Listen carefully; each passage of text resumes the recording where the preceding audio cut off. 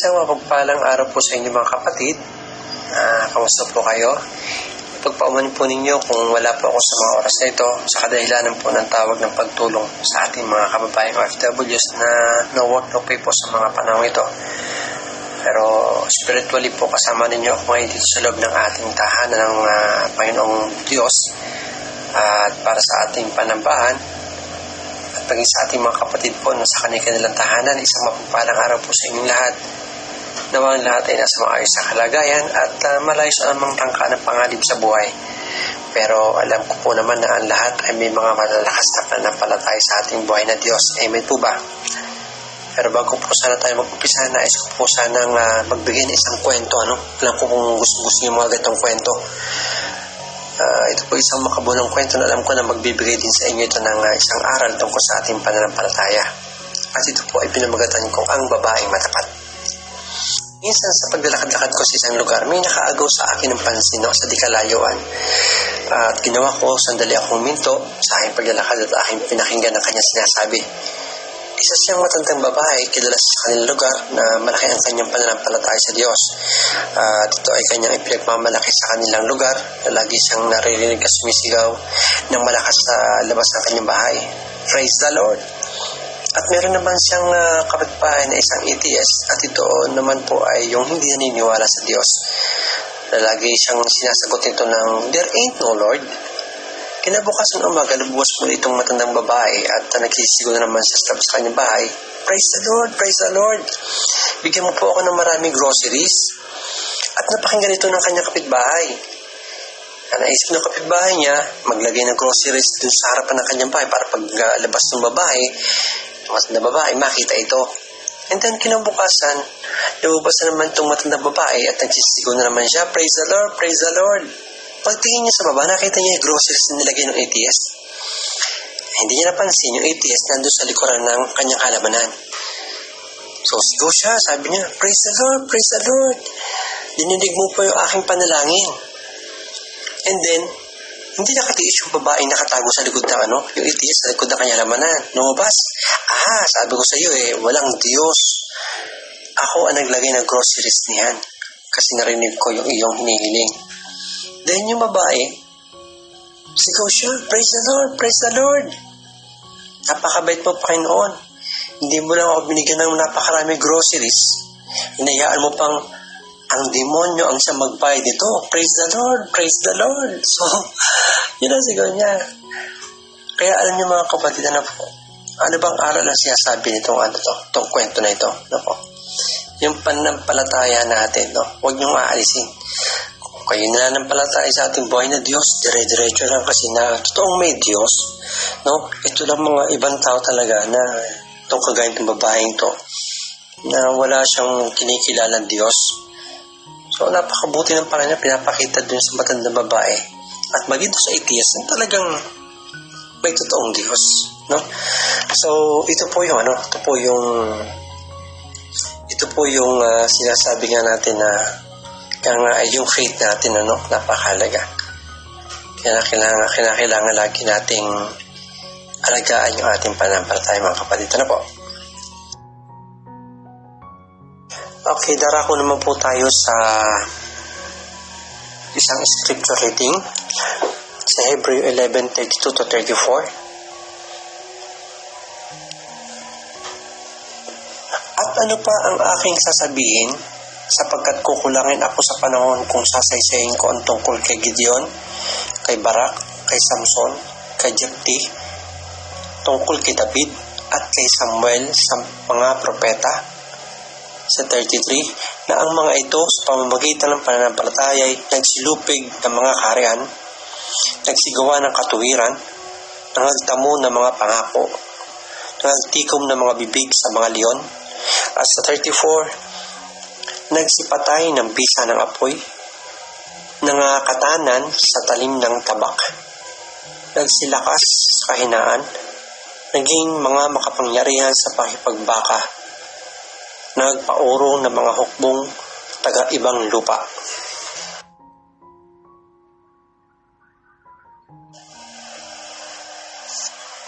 Amen and amen. Hallelujah, hallelujah mga kapatid. Tayo po ay yumuko sandali at tayo manalangin. Maraming salamat Panginoon sa araw na ito Panginoon na kami po muli ay binigyan niyo pagkakataon Panginoon na kami po ay humarap sa inyong harapan.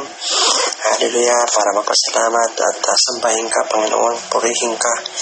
Hallelujah, Lord. Kami po ay nagpapasalamat sapagkat napakabuti mo sa buhay namin Panginoon. Hallelujah. Maraming salamat Panginoon sa araw-araw na ginagawa mo sa buhay namin. Hallelujah. Sa umaga at tuwing pagmulat ng aming mga mata, Panginoon, na makita ang kagandahan na iyong ginawa sa aming kapaligiran, Panginoon. Maraming salamat, Panginoon. Lord, sa mga biyaya na dumarating sa buhay namin at sa mga parating pa, Panginoon, maraming salamat, Lord God. Lord, kung kaya hindi mo din kinaaming mga dalangin dahil sa nakikita mong karamihan sa aming puso at isipan, Lord, hinihiling po namin na iyong pakalinisan ito, Lord. Nang sa ganun, Lord, at kami malinis na harap sa iyong harapan, Panginoon. Hallelujah. Lord, maraming salamat sa buhay namin, Panginoon, sa buhay ng aming pamilya, Panginoon, na malayas sa amin, sa buhay ng aming mga kapatiran. Maraming salamat, Panginoon. Hallelujah. Kulang ang aming mga pasalamat, Lord God, sa ginagawa sa buhay namin, Lord God. Hallelujah. Lord, narito kami para supurihin ka, sambahin ka, Lord God, sa iyong banal na pangalan. Lord, hinihiling po namin na sa oras na ito, ikaw po ay siyang gumitna sa amin at ikaw siyang maging gabay namin sa aming gagawin ng pagsamba sa iyo, Panginoon. Hallelujah. Lord, ikaw po ang siyang purihin sa iyong parangalan, Panginoon. Ang tanging iyong pangalan, Panginoon, ang siyang tanging itaas. Hallelujah. And Lord God, sa lahat ng aming mga kapatid, Panginoon, na wala sa lugar na ito, Panginoon, kami po ay nanalangin sa inyo, God, na sila po yung balutin ng iyong banal ko, Panginoon, at maging ang lugar na ito, Panginoon, ang building na ito, Panginoon, ay palutin mo ng iyong banal ko, Panginoon, na wala sino man na makapasok, Panginoon, na para magambala sa aming gawain, Panginoon. Hallelujah. Maraming salamat po, Panginoon. Ikaw po ang siyang manguna at maging gabay namin, Panginoon, sa buong makapang ito, Lord God. Hallelujah. Tanging iyo salita lamang, Lord God, ano pa sa aming mga labi, Panginoon. Maraming po salamat, Lord God. Hallelujah. Ito po aming salamat lang sa pangalan ni Jesus. Amen, amen. Mga kapatid, ako po ay naataas ang ibahagi sa inyo ang buhay ni Jephthah, kaya tayo po ay mag-umpisa na.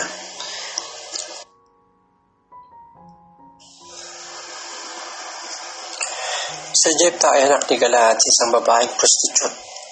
Siya ay tinuturing na anak sa labas dahil may pamilya ang tatay niya. Kaya ganyan na lamang ang pakiramdam niya, siya ay isang sampid. Noong lumaki na ang mga kapatid niya, pinalaya siya ng mga ito, kaya umalis si Jephthah at namuhay na malayo sa kanyang ama. Lumipas ang panahon at nangangailangan ng leader ang mga taga-Israel at ang naisip nilang gawing leader ay si Jephthah. Nung maging leader si Jephthah, nangako siyang kapag ipapanalo siya ng Diyos laban sa mga taga-Amon, iahandog niya sa Diyos ang unang taong sasalubong sa kanya sa pag-uwi niya sa kanyang bahay. Nangyari ngang napagtagumpayan ni Jephthah ang pakipagdigma at umuwing matagumpay. Subalit laking panlulumo niya nung sa kanyang pag-uwi ay ang kaisisa niyang anak na babae ang sumalubong sa kanya. Namimighati man, tinupad pa rin ni Jephthah ang kanyang pangako sa Diyos. Maging ang katumbas nito ay mawala sa kanya ang kaisa-isa niyang anak na babae.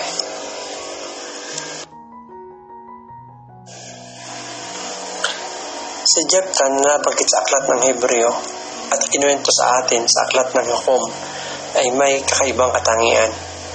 Ang buhay niya ay nagkakasalungat, pinaghalong masama at mabuti, tagumpay at sakuna, pagdaloy ng dugo at pagbuhos ng luha, ngunit ang prinsipyo ng pananampalataya ay gumagawa sa kanyang buhay kung kaya nabanggit siya sa aklat ng Hebreo.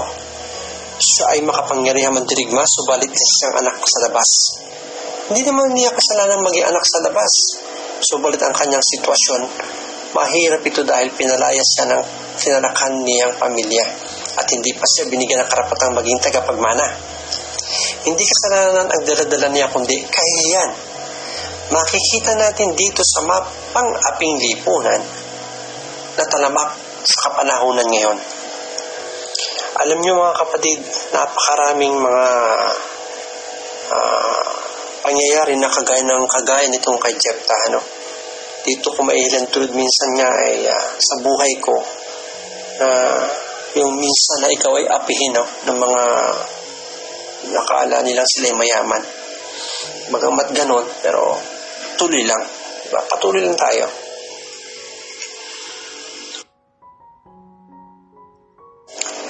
Si Jephthah ay nabansang palaboy, patapon. Ano sa tingin ninyo ang kahantungan ni Jephthah? Napasama siya sa mga maling kaibigan, naging leader tuloy siya ng mga kabataang walang kabuluhan at paraan ng pamumuhay. Sa awit 1:1, mapalad ang tao na hindi lumalakad sa payo ng masama, ni tumatayo man sa daan ng mga makasalanan, ni nauupo man sa upuan ng mga manglilibak. At sa Luke 15:13, at hindi nakaraan ang maraming araw ay tinitipong lahat ang anak na bunso hanggang ang kaniya. At naglalakbay sa isang malayong lupain at doon inaaksaya ang kanilang kabuhayan sa palunging pamumuhay. Pagsubok sa mga kabataan kapag napalayo sila sa kanilang tahanan at humayo sa mundo. Kaya napakahalagang hindi sila mapag-isa at dapat kasama ang Panginoong Hesus. Kaya dapat habang bata pa, makakilala na sa Panginoon. Pagkatapos, nalaman din natin sa buhay ni Jephthah na sa dinami-dami ng tao sa Israel, siya ang napiling mamuno sa mga Israelita sa pakikidigma. At makita natin sa kwento ng buhay niya na ibinigay niya ang tiwala niya sa Diyos na buhay. Ang pangakong ginawa ni Jephthah ay pangakong tiyak na may pananampalataya sa Diyos. At ito ang aaral natin, ito ang ating aaralin ngayon. Ang pangako ni Jephthah ay pangako ng mga pananampalataya. Sa verse 30 to 31, ang salitang kung ibibigay mo, ihahandog ko. Kakaiba pangako ito sa ginawa ng isang tao. Ngunit makikita dito ang malaking pananampalataya ni Jephthah sa Diyos. Para bang sinasabi niyang, Lord, kailangan ko ng tulong mo. At kung tutulungan mo akong magtagumpay sa aking mga kaaway, pinapangako ko.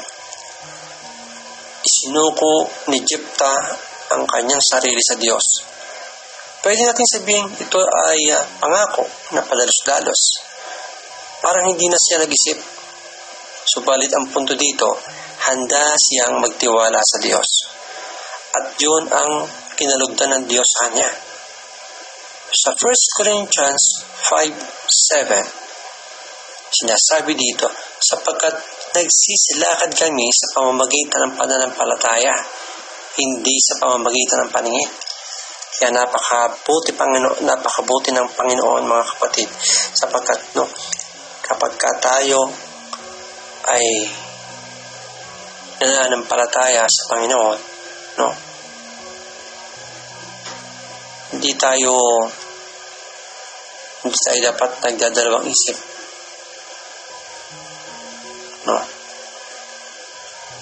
Dapat isuko natin ang ating sarili sa ating Panginoon. Yan ang ginawa ni Jephthah.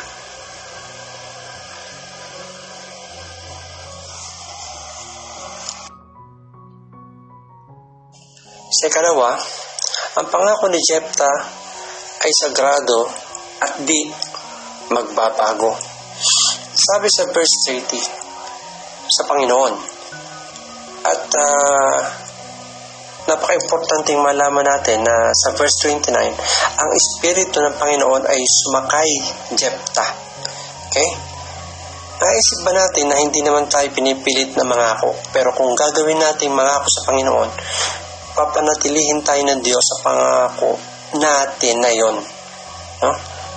Sabi sa Deuteronomy 23:21 to 23, pagka ikaw ay magpapanata ng isang panata sa Panginoong mong Diyos, ikaw huwag kang magluluwat ng pagtupad, sapagkat walang pagsalang uusisain sa iyo ng Panginoon mong Diyos. at magiging kasalanan sa iyo. Ngunit kung ikaw ay magbawang manata, ay hindi magiging kasalanan sa iyo. Ang nabukas sa iyong mga labi ay iyong gaganapin at gagawin ayon sa iyong ipinanata sa Panginoong Diyos, na isang kusang handog na pinangako mo ang iyong bibig. Minsan nakakalimutan natin ang pangako natin sa Panginoon, pero hindi niya ito nakakalimutan. Pansinin ninyo ang ginawa ni Jephthah sa verse 35. Dahil hindi niya mabawi ang pinangako niya sa Diyos. Sa 35, at nangyari, pagkakiti niya sa kanyang hinapak ang kanyang damit. At sinabi, sa aba ko, aking anak, pinapakumbaba mo akong lubos, at ikaw ay isa sa mga bumabagabag sa akin, sapagkat aking ibinuka ang aking bibig sa Panginoon, at hindi na ako makapanumbalik. Mga kapatid, kung ano may ipinangako sa Panginoon, hindi mo ito pwedeng bawiin. Diba? Kasi sabi nga, ay hahanapin ito sa iyo ng Panginoon. Amen?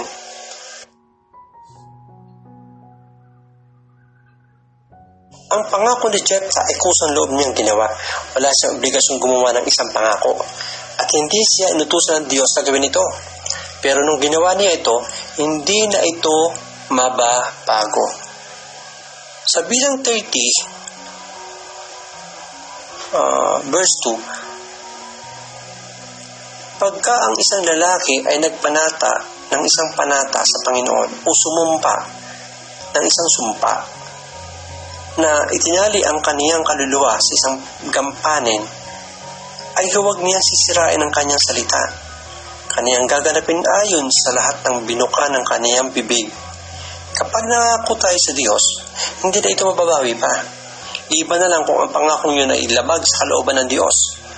Kapag naipangako natin ang ating sarili sa isang bagay, kailangan nating hingin ang tulong ng Diyos para matupad natin ito. Ang banal na Espiritu ang magpapaalala sa ating mga ginawang pangako na kailangan nating tuparin. Napakabuti ng salita ng Panginoon ng mga kapatid. Kapag tayo ay nangako tayo sa Panginoon, huwag natin itong pang babawiin. Hindi na ito mababawi pa, mga kapatid.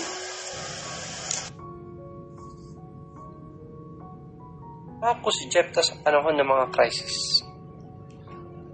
Ginawa niya ang kanyang pangako sa bisperas ng digmaan. Karamihan sa pangakong nagagawa natin ay nagagawa natin kapag hirap na, no?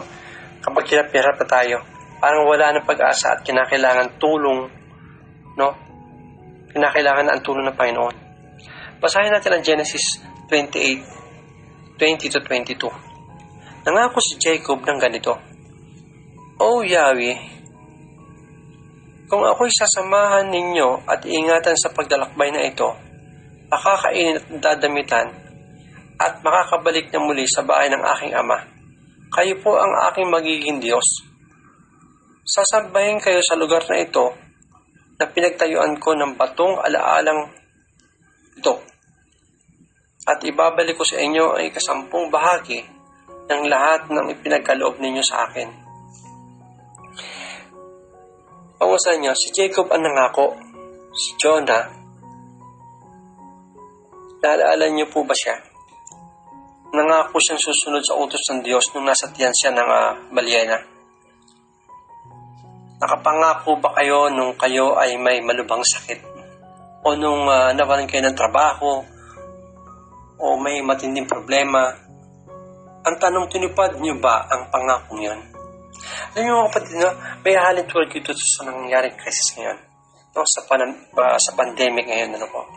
Yung mga tao dati, kung anong mga pangako, ganyan, hanggang sa kalimutan na kasi na wala na sa isipan nila yung mga pangako nila sa Panginoon kasi na silaw na sila sa mga nakikita na sa paligid, no? Sa mga makabundong bagay, sa makabundong ginagawa, nasilaw na sila.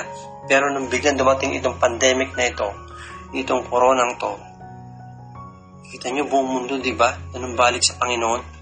Naalaala nila yung kanilang mga pinangako. Kaya ito, anong ginawa ng Panginoon sa atin? Kasi itong, kumbaga dito tayo sinubukan ng Panginoon palaala niyang muli sa ating mga pinangako. Tama po ba mga kapatid?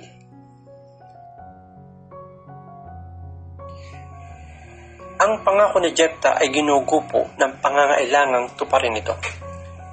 Imagine natin si Jephthah. Siguro natutukso siyang wag nang gawin ang ipinangako niya, di ba? Kasi anak niya ang mawawala. Hindi naman nabanggit na inisip niya yon na hindi natuparin.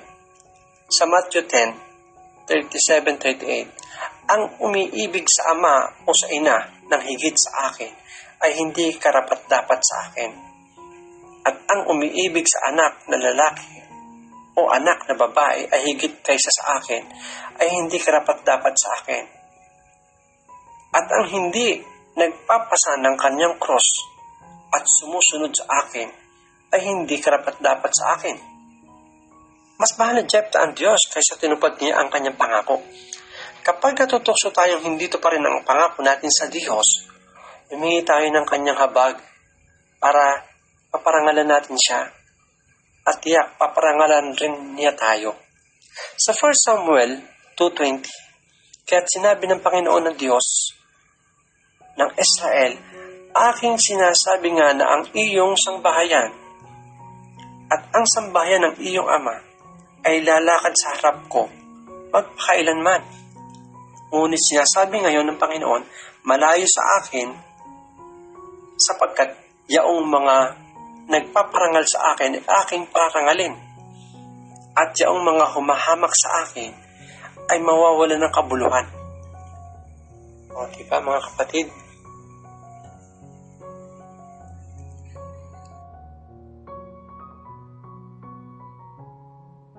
Ito pinapakita na dapat, mas higit nating ibigin, o mahalin ang ating Panginoon. Siya dapat ang lagi nangunguna. Walang ibang una na iibigin, o mas karapat-dapat kundi ang Panginoon lamang ang siyang dapat na una nating iibigin. Siya lang ang unang karapat-dapat para sa atin. Para tayo ay maging karapat-dapat sa Kanya. Tama po ba?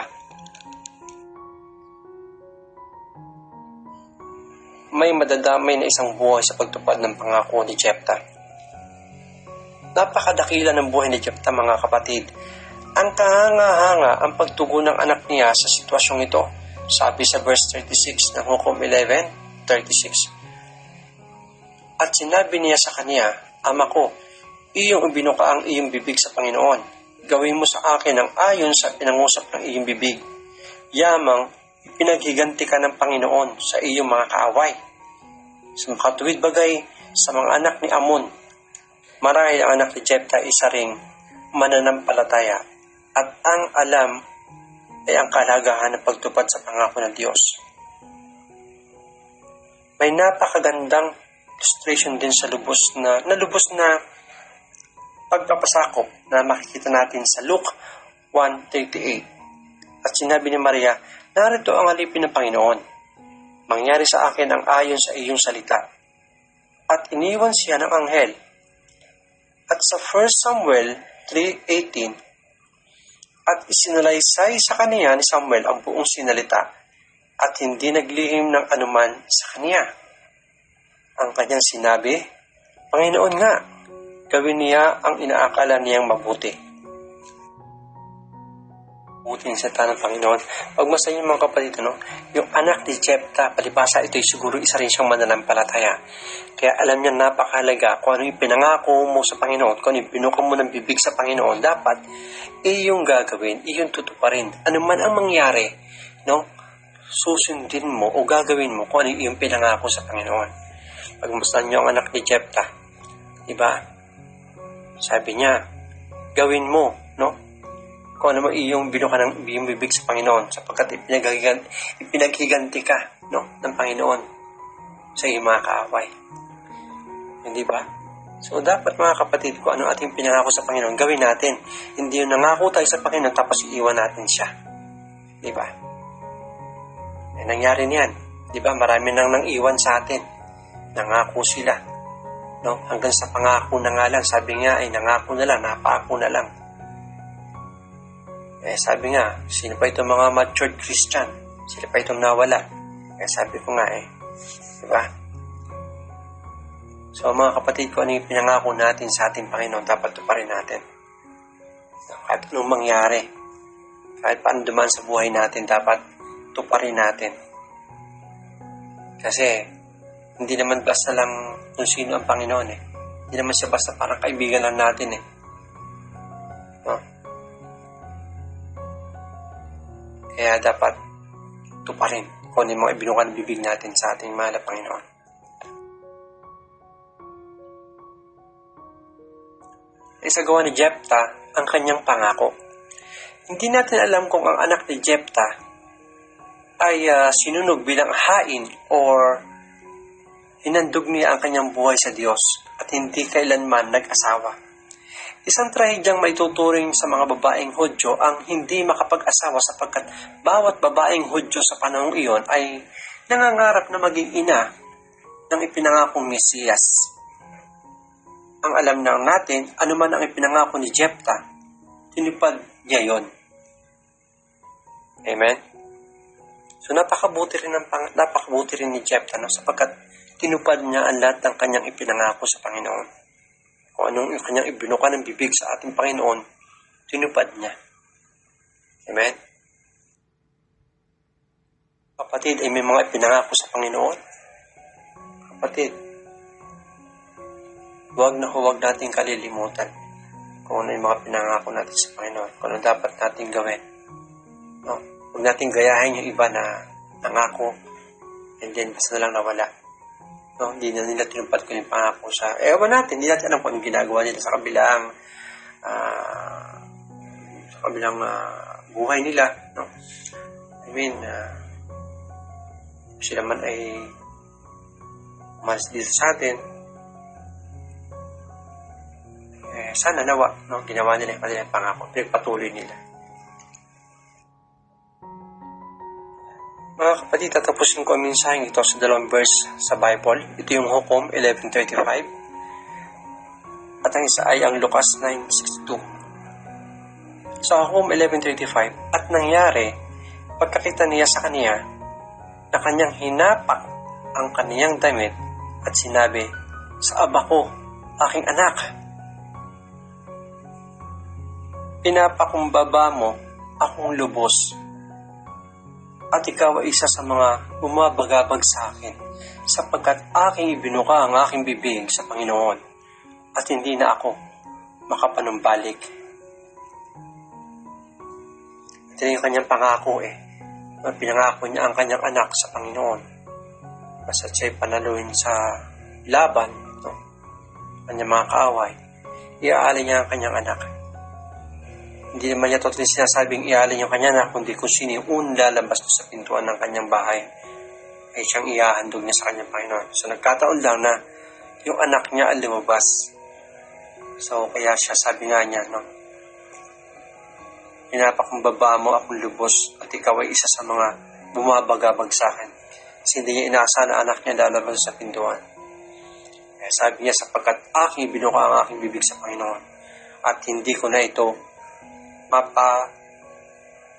numbalik. Ibig sabihin, hindi niya na mababawi. Amen?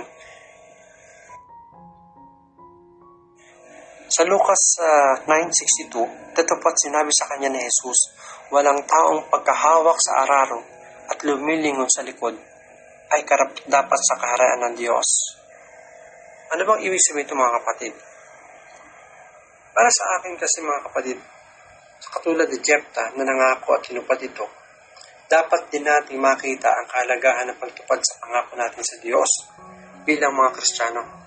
Walang sino man ang makapaglingkod sa Diyos nang hindi buo ang kanyang puso at buhay, sapagkat hindi ito magiging kalugod-lugod sa Diyos. Tama po mga kapatid? Pag naglingkod tayo, going straight na, hindi paliko-liko. Okay po? So, mga kapatid, hanggang dito na lamang po at tayo po ay manalangin.